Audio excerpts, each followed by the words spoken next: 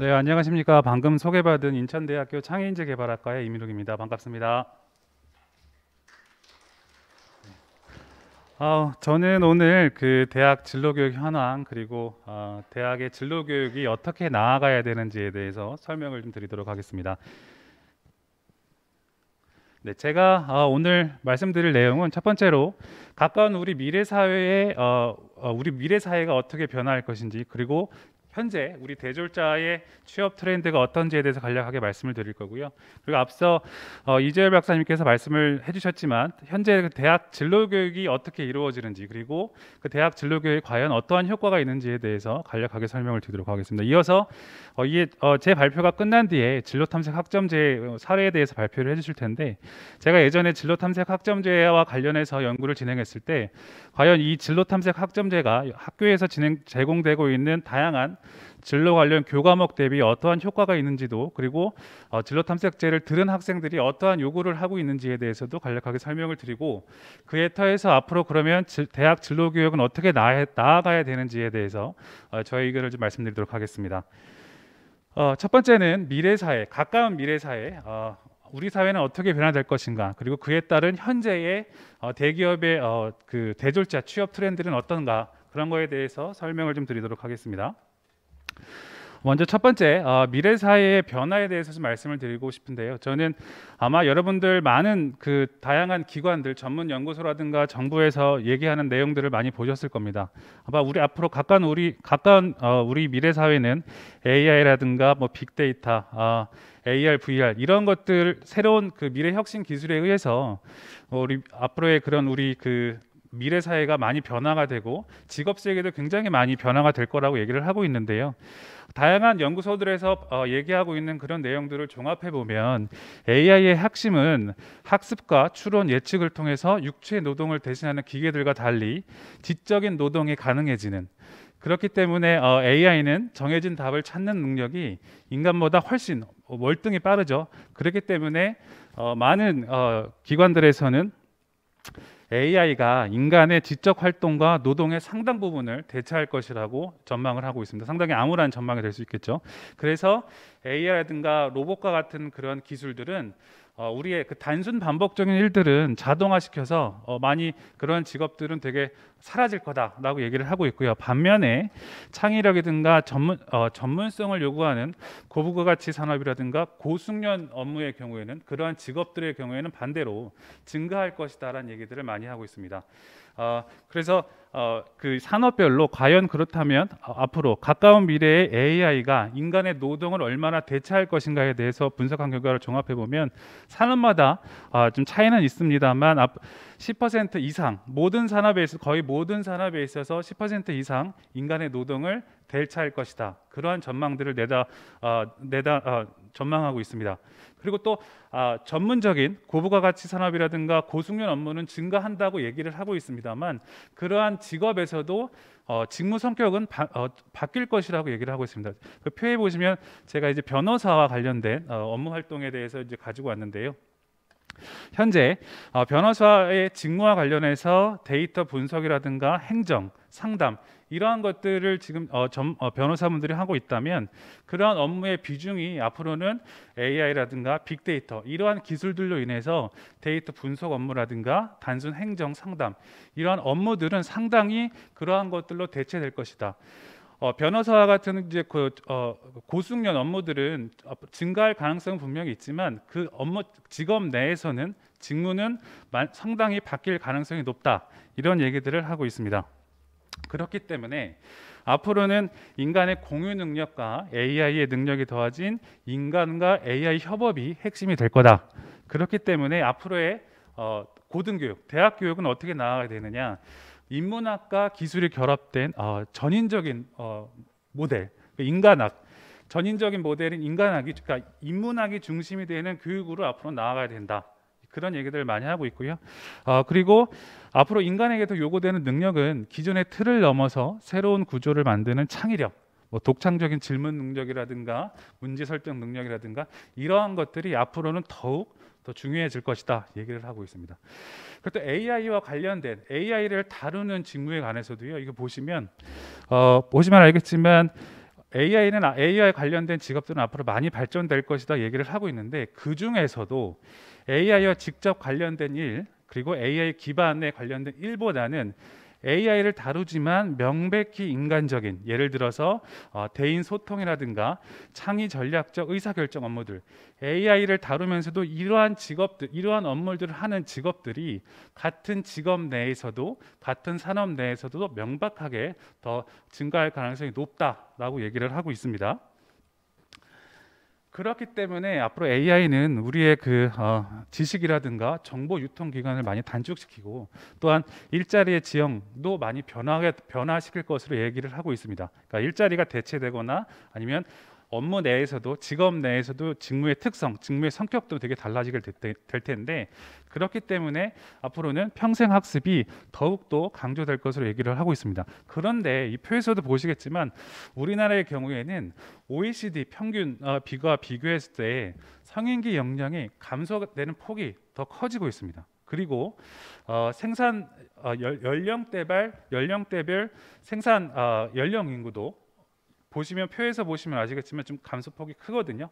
그렇기 때문에 이런 OECD 평균 국가 대비 저희가 역량 수준이라든가 생산 연령 인구가 되게 줄어드는 폭이 더 크기 때문에 이러한 것들을 완화시키기 위한 단기 형태의 비학위 과정이라든가 직원 재교육에 대한 어떤 요구도가 높아질 것으로 예상을 하고 있습니다.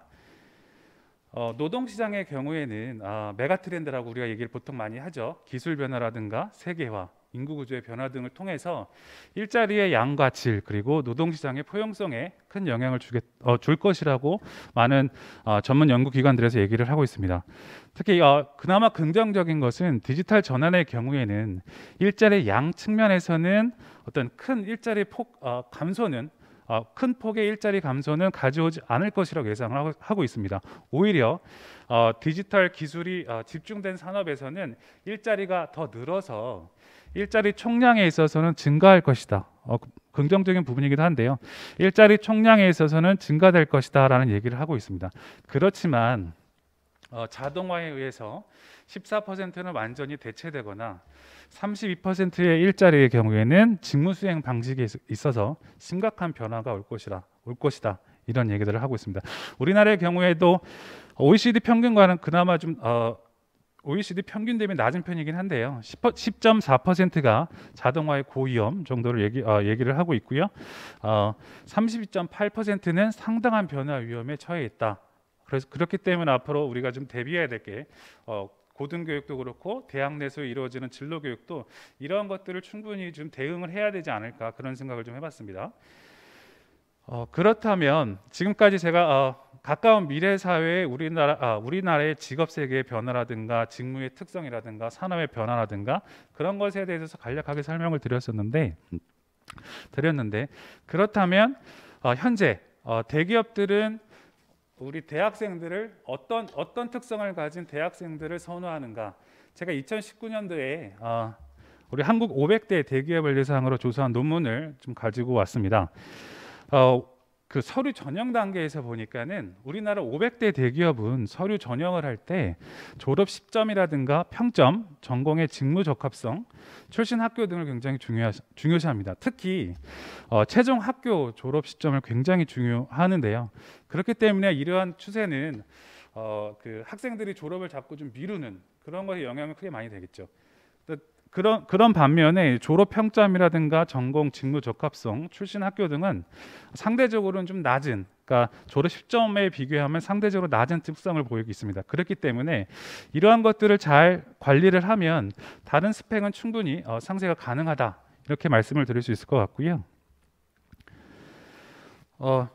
또한 그 서류 전형 단계에서 또 중요시하는 게 직무와 연관된 전공인가를 굉장히 중요시하는 것으로 나타났습니다. 그렇기 때문에 보시면 선호도가 직무와 완전히 연관된 전공의 경우 53.7% 그리고 직무와 다소 연관된 전공이 41.9% 정도로 나타났거든요. 그렇기 때문에 직무와 조금이라도 연관된 학과라고 하면은 면접의 기회를 갖는 데는 크게 불리하지 않을 것으로 생각이 됩니다. 반면에 전혀 무관한 전공의 경우에는 서류 전형조차도 이제 통과하기 힘들 것으로 예상이 되는데요. 이제 면접 이제 서류 전형에서 통과했으면 면접을 보게 되잖아요. 그러면 이제 면접 단계에서는 우리 500대 대기업들은 어떤 것들을 선호하느냐? 아마 여기 계신 유튜브로 또 보고 계신 대학 교수님들 많이 좀 보시면 좋을 것 같은데, 우리나라 500대 대기업의 경우에는 도덕성, 인성을 가장 중요하고요. 그리고 팀워크, 문제 해결 능력, 인내력을 굉장히 중요시하는 것으로 나타났습니다. 그러니까 어떤 직무 능력보다는 저희가 보통 흔히 얘기하는 직업 기초 능력이라고 하죠. 팀워크라든가 인성, 직업 윤리, 이러한 것들을 굉장히 중요시하는 것으로 나타났습니다. 왜냐하면 회사에서 하는 일들은 들어와서 배우면 되지만 사람의 특성은 변하지 않기 때문에, 그리고 아무래도 조직 사회이다 보니까는 서로 관계를 맺고 일을 해야 되는 거잖아요. 근데 그런 것들이 어려운 사람들은 들어왔을 때 적응하기 쉽지 않기 때문에 직무 기술보다는, 그 졸업 당시에 보유하고 있는 직무 기술보다는 사람의 인성과 직업 기초 능력을 더 중요시한다라는 것을 알 수 있었습니다. 그런데 우리나라는 그렇다면 현재 대학 교육은 또는 대학생들의 취업은 그런가? 제가 2019년도에 연구했던 결과를 좀 가지고 왔는데요.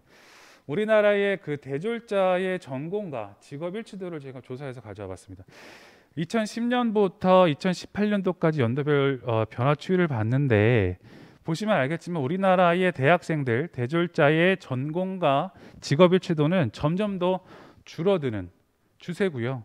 보통이라든가 그 일치도 수준이 보통 또는 불일치하는 추세는 안타깝지만 더 증가하는 것으로 나타났습니다. 그렇기 때문에 신규 인력, 우리 입사가 졸업하고 나서 입사한 대학생들 신규 인력의 경우에는 2명 중 1명은 회사를 떠나게 되는 거죠. 그에 따른 이유로는 조직이라든가 직무의 적응 실패, 급여나 복리 후생의 불만족, 그런 것들이 이유가 될 수 있겠는데요.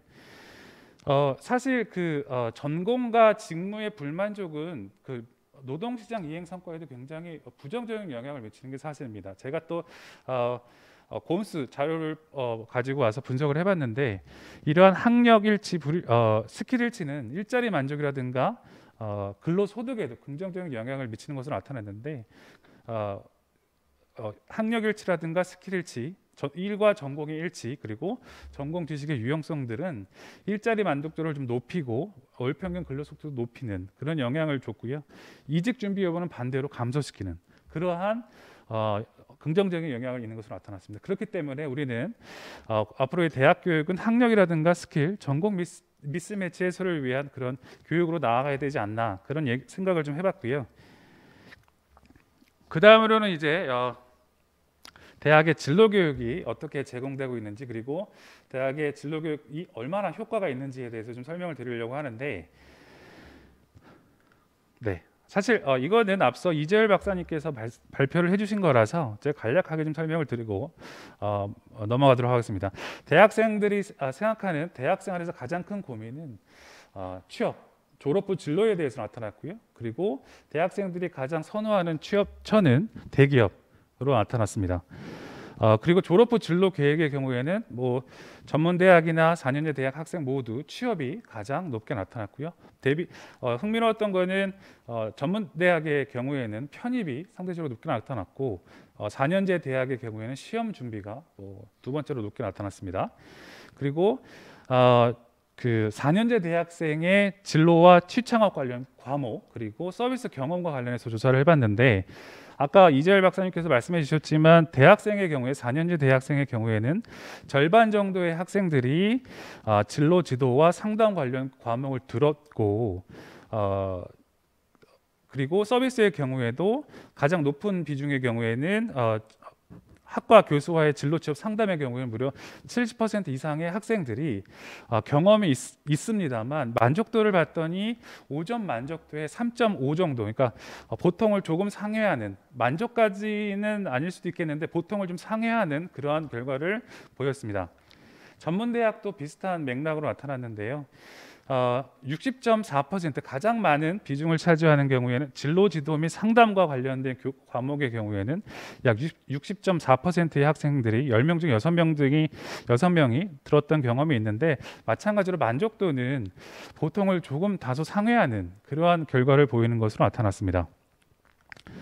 네, 진로교육 위한 지원에 있어서도 작년 결과와 올해 결과가 똑같이 나타났는데요. 학생들은 현장 실습이라든가 인턴 프로그램을 좀 더 확대를 해줬으면 좋겠다, 이런 요구를 좀 하고 있는 것으로 나타났습니다. 그렇다면 아까 이재열 박사님도 대학에서 제공하고 있는 진로 관련 또는 취업 관련 과목이라든가 서비스를 효과가 있는지에 대해서 간략하게 말씀을 해주셨는데, 저희도 한번 조사를 해봤습니다. 사실 대학에서는, 저도 대학에 있습니다만, 대학에서는 진로라든가 취업이라든가 창업이라든가 관련된 다양한 전공 또는 교양 과목을 제공하고 있고, 그 다음에 서비스 과목도 제공하고 있는데요. 과연 이러한 것들이 우리 대학생들에게 아까 그 500대 대기업에서 굉장히 중요시하고 있는 인성이라든가 문제 해결 능력이라든가 직업 기초 능력과 같은 우리 진로 개발 역량에 과연 도움이 되고 있는가를 한번 조사를 해봤습니다. 그래서 2019년도에 대학 진로 취업 현황 조사, 이 데이터죠. 이 데이터를 가지고 저희가 이런 교과목이든가 서비스를 들은 학생과 그렇지 않은 학생들의 진로 개발 역량에 대해서 비교를 해봤습니다. 그랬더니 보시면 아시겠지만 소폭이지만 모든 항목에 있어서 진로 관련 교과목이라든가 진로 관련 서비스를 들은 학생들이 진로 개발 역량이 증가하는 것으로 나타났습니다. 그래서 예를 들어서 학과 교수의 진로 취업 상담 서비스 경험이 있는 학생의 경우에는 진로 개발 역량이 약 1.2% 경험이 없는 학생 대비 1.2% 증가하는 걸 나타났고, 멘토링 서비스, 현직자의 진로 취업 멘토링의 경우에는 들은 학생이, 경험이 있는 학생이 2.7% 정도 증가하는 것으로 나타났습니다. 이거를 진로 개발 역량을 저희가 또 4개 영역으로 좀 쪼개서 비교를 해봤습니다. 성찰 역량과 관계 역량, 행동 역량, 구직 역량으로 쪼개봤는데요.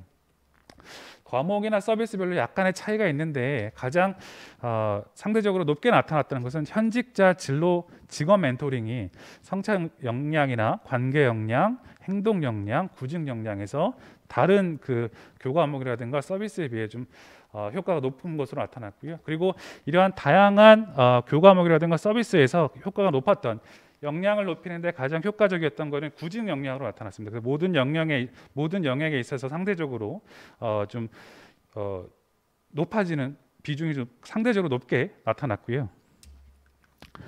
그렇다고 한다면 이제 저희 뒤에 있어서 진로 탐색 학점제에 대해서 이제 사례에 대해서 발표를 해주실 텐데, 아마 학교에서 되게 많은 노력을 시간을 투자해서 진로 탐색 학점제를 제공하고 계실 겁니다. 아마 직간접적으로 학생들의 어떤 변화에 대해서 많이 체험을 하고 계실 텐데, 제가 진로 탐색 학점제를 도입하기 전에 5개 대학, 먼저 그 진로 탐색 학점제를 선제적으로 도입하고 있었던 5개 대학을 대상으로 해서 과연 진로 탐색 학점제가 우리 대학생들의 진로 개발 역량에 얼마나 도움이 되는지, 얼마나 긍정적인 효과가 있었는지 한번 조사를 해봤습니다. 네. 그래서 2019년에 조사를 진행했었는데요. 제가 5개 대학이죠. 아주대, 세종대, 건국대, 이화여대, 한동대를 대상으로 해서 진로 탐색 학점제, 그 당시에는 이제 진로 체험 학점제였는데요. 진로 탐색 학점제를 들은 체험한 학생 155명과 참여하지 않은 학생 577명을 대상으로 해서 진로 개발 역량과 학교 생활, 그다음에 전공 만족도를 비교 분석을 해봤습니다. 네. 연구 결과 아까 사실 진로 관련 교과목이라든가 서비스의 어떤 그 비교 분석했을 때 많이 올랐던 게 4%, 1% 정도였잖아요. 그런데 대학 진로 탐색 학점제의 경우에는 진로 자기 결정 효능감의 경우에는 5.2%가 증가를 했고요. 진로 준비 행동의 경우에는 4.3% 증가했습니다. 더 재밌었던 거는 진로 결정 수준, 그러니까 내가 졸업 후에 무엇을 하겠다, 이러한 것의 경우에는 무려 10%나, 상당히 높은 비중이죠. 10%나 증가하는 것으로 나타났고, 학교생활 만족도의 경우에도 4.2% 증가하는 것으로 나타났습니다. 제가 양적으로 분석을 해보고 질적으로도 학생들을 진로 탐색 학점제를 들은 학생들을 대상으로 직접 만나봤습니다. 그래서 어떠한 것들이 우리 학생들에게 도움이 되었느냐, 제가 학생들과 인터뷰했던 내용을 그대로 가져왔는데요. 첫 번째 학생의 경우에는 졸업 후 취업할 분야가 명확해졌다. 그러니까 사실 학교에서 학교 전공 과목을 들으면서 뭐 할지 몰랐는데 진로 탐색제를 하고 나서 블록체인에 관심이 생겨서 개발자로 목표를 잡았다. 그리고 또 어떤 학생의 경우에는 취업 준비에, 그러니까 자소서에 자기소개서를 쓸 때 프로젝트를 한 경험, 다양한 프로젝트를 한 경험을 녹여낼 수 있어서 취업 준비에 도움이 됐다는 얘기를 했었고요. 그 다음에 창업에 대한 인식과 결정에 있어서도 사실 이 학생의 경우에는 2학년 때까지는 그냥 저는 마냥 졸업을 하게 되면 취업을 하겠지라고 생각을 했는데, 진로 탐색 학점제를 함으로써 저는 아예 창업으로 가겠다, 진로가 확 바뀌게 되는 그런 결정을 한 경우도 있었고요. 그 다음에 진로에 대한 명확화를 저는 예를 들었는데, 이 학생의 경우는 되게 인상적으로 기억에 남았던 게, 저는 이거 하기 전까지 아무 생각이 없었거든요. 그냥 대학 다니라고 해서 다녔는데 취업이고 뭐고 학교 왔다 갔다 시험 보고 이랬는데, 진로 탐색 학점제를 하고 하면서 논문도 쓰고 실적도 내고 보니까는 내가 뭐를 해야 될지 명확해졌다, 너무 좋았다, 이런 얘기를 했었고요. 그리고 보통 진로 탐색 학점제가 전공과 관련된 그런 활동들을 많이 하실 텐데, 이거를 하게 되면서 진로 탐색 학점제를 하게 되면서 내 전공에 대한 이해도도 증가했지만 내 주변 전공, 내가 접할 수 있는 주변 전공에 대해서도 이해도가 높아졌다. 굉장히 긍정적인 부분이라고 할 수 있겠죠. 그런 것도 얘기를 많이 했었고요. 그 다음에 아까 또 500대 대기업에서 강조했던 게 이제 문제 해결 능력인데, 진로 탐색 학점제는 학생들의 문제 해결 능력을 높이는 데도 긍정적인 효과가 있는 것으로 나타났습니다. 보시면 진탐제의 프로젝트 수행 과정은 항상 챌린지의 연속이었다. 눈앞이 아무리 막막하더라도 어느 정도 수준이면 며칠 내로 해결이 되겠구나, 그런 감이 생겼다라는 얘기를 했었고요. 그 다음에 이것도 되게 보시면 인터뷰 내용 보시면 굉장히 좀 의미가 있다라고 생각하실 텐데, 이 학생의 경우에는 그냥 수업 시간에는 조용히 뒤에 있는 학생이었는데, 이제는 제가 뭐를 해야 되는지 딱 알 수 있게 됐다. 그래서 저는 정말 진탐제를 하고 나서 가장 열심히 학교를 다닌 것 같다. 굉장히 긍정적인 부분이죠. 네. 그리고 의사소통 능력의 경우에서도 발표를 굉장히 많이 하게 되잖아요. 진탐제를 듣는 학생의 경우에는. 그렇기 때문에 발표에 대한 부담감이 없어졌다, 이런 긍정적인 얘기를 하기도 했었습니다. 그리고 준치성, 되게 수능적인 학생이었는데 이제는 문제가 생기면 바로바로 메일 보내고 확인한다. 그리고 똑같은 과제를 해도 성적을 받기 위해서 했는데 이제는 그렇게 하지 않는다를 알았고요. 그 다음에 진탐제를 통해서 학교에서는 배우지 못했던 어떤 실무적인 내용을 배워서 좋았다. 이러한 긍정적인, 단순히 그냥 내가 하고 싶은 거를 체험하는 게 아니라 나의 미래의 비전이라든가 나의 미래의 진로라든가 어떤 그러한 것들이 더 명확하게 설계가 되는 그런 긍정적인 효과가 있는 것으로 나타났습니다. 그래서 학생들은, 이 진탐제를 들은 학생들은 어떤 요구사항을 했었냐면, 지도 교수님께서, 학과에 계신 지도 교수님께서 이제 멘토 역할을 해주시는데, 더 나은 주제와 관련된 전문가, 예를 들어서 산업체라든가 연구소라든가, 나는 내 분야와 관련된, 내 주제와 관련된 보다 더 넓은 네트워크를 형성하고 싶다, 그런 분들에게 지도를 받고 싶다라는 게 가장 높게 나타났고요. 적절한 이수 형태의 경우에도 가장 높았던 게, 전체 학기 중에 원하는 학기마다 정규 교과와 병행했으면 좋겠다. 그러니까 학생들이 정말 만족하지 않으면 이런 얘기를 하지 않거든요. 모든 학기에 내가 원한다면 정규 과목과 병행했으면 좋겠다, 이런 얘기를 좀 했었고요. 그리고 학교와 지원이 강화되어야 되는 부분에 있어서도 같은 맥락에서 조언을 받을 수 있는 전문가의 확대, 그런 얘기를 가장 힘주어 얘기를 했습니다. 뒤에 나머지는 좀 읽어보시면 좋을 것 같고요. 넘어가겠습니다. 마지막으로 이제 대학의 진로 교육을 위한 정책 재원에 대해서 말씀을 드리고자 하는데요. 네, 사실 진로 탐색제를 경험하신 분들은 충분히 공감하실 수 있을 것 같은데, 앞으로의 대학의 교육은 단순히 어떤 지식을 전달하고 이론을 학습하는 게 아니라, 대학에서 이루어지는 모든 과목, 그게 교과목이든 서비스든, 이러한 것들이 학생들의 진로 설계와 연계해서 이루어져야 된다. 그렇기 때문에 지금까지의 대학 교수님들의 역할이 단순히 전공과 관련된 이론을 잘 전달하는 게 그 첫 번째 롤이었다면 앞으로는 학생들이 사실 진탐제를 보시면 생각해 보시면 아시겠지만 학생 스스로가 프로젝트 주제를 설정하고 학생 스스로가 프로젝트를 형성해 나가면서 부딪히고 그런 과정을 통해서 내 진로를 설계하는 그런 프로젝트거든요. 그렇기 때문에 교수님들의 역할은 단순히 지식 전달을 하는 게 아니라 학생들이 지식을 스스로 구성하고 경험을 성찰하는 과정에서 안내해주는 그러한 경험을 촉진해주는 역할을 해야 된다. 네, 그렇게 말씀을 드릴 수 있겠고요. 그 다음에 그러한 어떤 교과목, 전공 교과목 또는 관련 서비스와 관련된 그런 행위들이 학생들에게 보다 폭넓게 적용이 되려면 유연한 학사 제도가 도입이 되어야 된다라는 것을 말씀을 드릴 수 있겠고, 그 다음에 대학 교수님들의 진로 지도와 관련해서도 사실 저희가 이러한 연구들을 수행하면서 다양한 대학의 교수님들을 많이 만나 뵈게 됐었는데 생각보다 교수님들께서 학생들을 만나서 진로 지도하는 것에 대해서 굉장히 어려워하십니다. 그러니까 내 전공과 관련된 어떤 그 이론적인 트렌드에 대해서는 굉장히 잘 알고 계시는데 내 전공과 관련된 취업 시장, 직업 세계의 변화 이런 거에 대해서는 굉장히 그런 정보를 얻고 학생들에게 그런 거를 안내하는 거에 대해서 굉장히 어려워하시거든요. 그리고 학생들을 만나서 어떻게 상담해야 되는지에서도 굉장히 어려워하시기 때문에 그런 것들에 대한 어떤 전문성 제고, 교수님들의 진로지도 전문성 제고를 위한 그런 지원이 좀 필요하겠다라는 걸 말씀을 드리겠고요.